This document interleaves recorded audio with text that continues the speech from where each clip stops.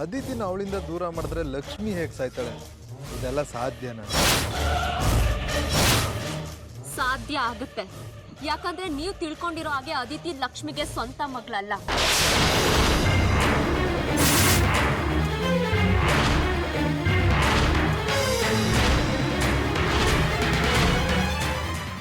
ಏನ್ ಹೇಳ್ತಿದ್ದೀರಾ? ಅದಿತಿ ಲಕ್ಷ್ಮಿ ಮಗಳಲ್ವಾ? ಯಾಕಿಷ್ಟು ವಿಚಿತ್ರವಾಗಿ ಮಾತಾಡ್ತಿದ್ದೀರಾ? ಅದಿತಿ ಲಕ್ಷ್ಮಿ ಮಗಳೇ, ನೀವು ಕನ್ಫ್ಯೂಸ್ ಆಗಿದ್ದೀರಾ. ಅದೇ ನೀವು ತಿಳ್ಕೊಂಡಿರೋ ತಪ್ಪು. ನಿಮ್ ತಂದೆ ತಾಯಿ ಸತ್ತು ಎಷ್ಟು ವರ್ಷ ಆಯ್ತು? 16 ವರ್ಷ ಆಯ್ತು. ರಾಘವ್ ಲಕ್ಷ್ಮಿ ಮದ್ವೆ ಆಗಿ ಎಷ್ಟು ವರ್ಷ ಆಯ್ತು ಗೊತ್ತಾ? ಅದನ್ನ ಹೇಗೆ ಮರೆಯಕ್ಕೆ ಸಾಧ್ಯ? ಅವರು ನಮ್ಮ ಅಪ್ಪ ಅಮ್ಮ ಸತ್ತು ದಿನನೇ ಮದುವೆ ಆದರು.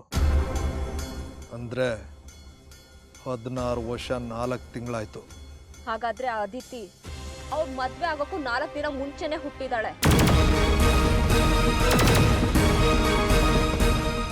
ಅವಳು ಇವ್ರ ಮಗಳಾಗೋಕ್ ಹೇಗ್ ಸಾಧ್ಯ ಹೇಳಿ? ನೀವು ಹೇಳ್ತಿರೋದು ನಿಜಾನಾ? ಹೌದು. ಅದಿತಿನ ಲಕ್ಷ್ಮೀ ರಾಘವ ಸಿದ್ದಾಪುರದಲ್ಲಿರೋ ಆಶ್ರಮದಿಂದ ದತ್ತು ತಗೊಂಡ್ ಬಂದಿದ್ದಾರೆ.